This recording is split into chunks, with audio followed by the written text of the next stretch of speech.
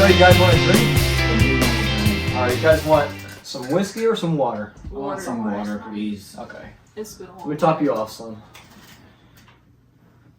A little hydration. You know, it gets pretty hot out there. Man, Yeah. you feel like you're about to just fall over and die. I know what you mean.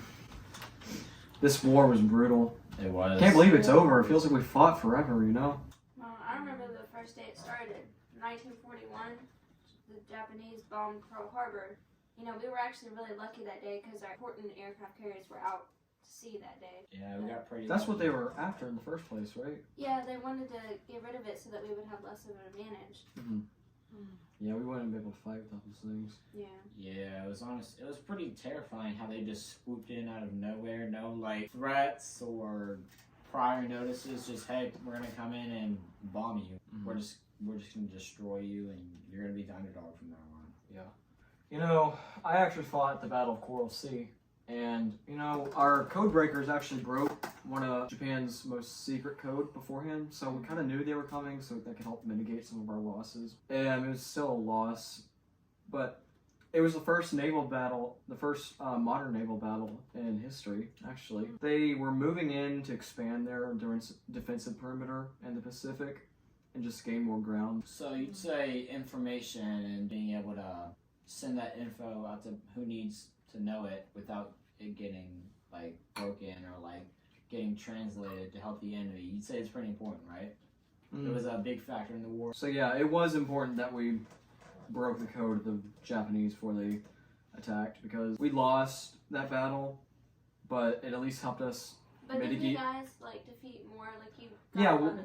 we defeated more. We actually took down 70 of their warplanes to our 66. They won the battle, unfortunately, but it weakened them so much that stopped all the rest of their plans for expanding into the Pacific. What battle did you fight in? I fought at the Battle of Midway early June 1942. We dealt a devastating blow to the Japanese Navy, destroying 4 aircraft carriers, and this actually marked the first major U.S. victory against Japan. So And it was the turning point in the war. You'd say aircraft is pretty important in the war, right? Yeah, Mhm. Played a very big part important. in it. Yeah, very Especially with all important. the bomb droppings, being able to stop Japan, not only using ground troops, but also air troops. Yeah. Yeah. Aircraft carriers were definitely essential in the war. Yeah, especially seeming as Japan, that was their main target in the first place Yeah. for Pearl Harbor. I mean, naval combat and aerial combat were just the main aspect of the war in the Pacific, you know? Yeah, and over 3,000 sailors and airmen were killed, so just a lot of death. Yeah. But was the U.S., we were actually intelligent enough to detect that Japan was going to attack us for this battle. So at least we knew beforehand to prepare ourselves. But at the time, we were still trying to get things back together after Pearl Harbor. And That made things a little bit harder. yeah. Japan's main goal was trying to get our power, like diminish it. Right. You know, I was actually in one of the final, or at least close to the end of the war battles. You know, April to June 1945, Battle of Okinawa, the bloodiest battle of the whole war. You know, like 50,000 Allied deaths, anywhere from 84,600 to 117,000 deaths on the other side. I mean, and that includes schoolboys and schoolgirls. You know, They actually included them in the war. yeah, right? like it was That's insane. it was very cruel. Remember, they were like youngest, like 14. Yeah, they were like anywhere from 14, 17. You know, it was honestly scarring just going out on the battlefield and just seeing kids on the front lines, which is exactly where they were. Did you have to fight any kids? You know, actually I did. It was sad. I just kind of had to put them down easily.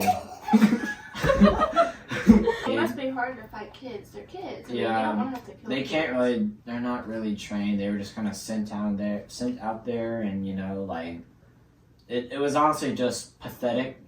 The tactics the Japanese used, and it was just cruel too. Like imagine having to just kill a kid like that. Just Terrible. the whole battle. The point of it was to set up an air base from which bombers could strike Japan, and it was also to set up a blockade to stop commodities from reaching the islands in Japan. So, you know, just all around, just so much blood and death. Like there's a lot of aircraft fighting after my battle. You know, influenced President Truman to drop the atomic bomb.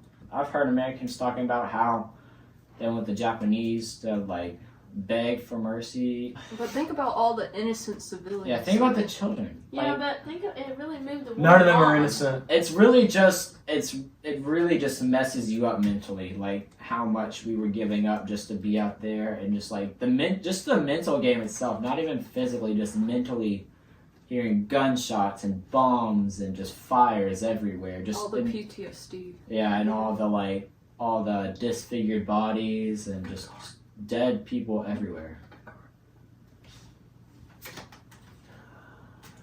Yeah. So what actually happened with the bombings? Well, actually, with the bombings, Japan, for some reason, they decided to fight instead of just surrendering to us. And, you know, we figured that an invasion onto the Japanese mainland would be too costly. Yeah. So we decided instead on the Manhattan Project to drop that new bomb of theirs, the nuclear bomb, that's what they called it? Yeah. Yeah. President Truman, I actually remember him saying it was the most terrible bomb in the history of the world. President Truman was actually somewhat conflicted about it, from what I've heard. But I also heard somewhere that his advisors were telling him to hit them as much as they could. They thought the American people would want Japan basically begging for mercy, which, you know, after Pearl Harbor and Okinawa, who wouldn't, right? Yeah. The bomber plane, the Enola Gay, actually dropped the little boy on Hiroshima. I remember hearing about it on the news broadcast. That was a bomb, right? Yeah, the little boy, which is the first bomb to drop, and it killed, they said it was about 66,000, and they injured 69,000. And I heard that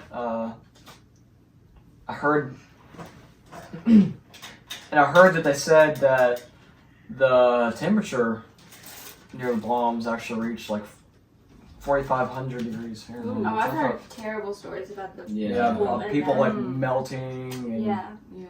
blown away by ash. And then not too long ago, it was a week after that, we dropped the Fat Man on Nagasaki, and that only killed 39,000, which, you know, it's still a lot, but relatively, it's not as much as the first one. And Yeah. 25,000 were injured.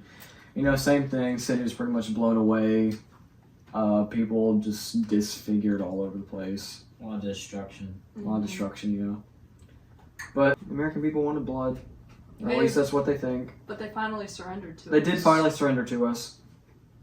I mean, do you think they would have surrendered without the use of bombs? I don't believe so. I feel like it would have just dragged on. And Who knows? But at least they came to the USS Missouri and finally surrendered to us in 1945. And now the war's over, and now we're going back home, and we're celebrating. So enough with the water. Now we're going to start with the good stuff, alright?